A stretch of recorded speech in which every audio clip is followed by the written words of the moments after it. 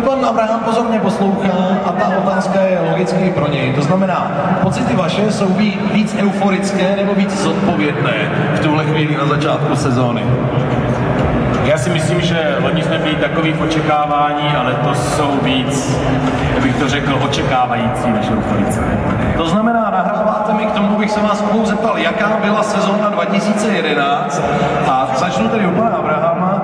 Jak vy se jako manažer díváte na těch 6 umístění v top 10, na ty věci, které jsem tu stručně už naznačoval?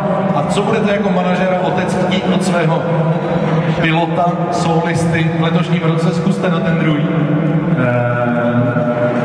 Je to velice těžké odpovědět na to. My jsme byli strašně spokojení, kdyby se umístěval mezi karty včetně po víc pozicích a pokud nám vyjde zase několikrát top 10 a vyšlo by to i nakonec sezóny, tak budeme maximálně spokojení. Paní ředitelko, vaše ohlédnutí jako ohlédnutí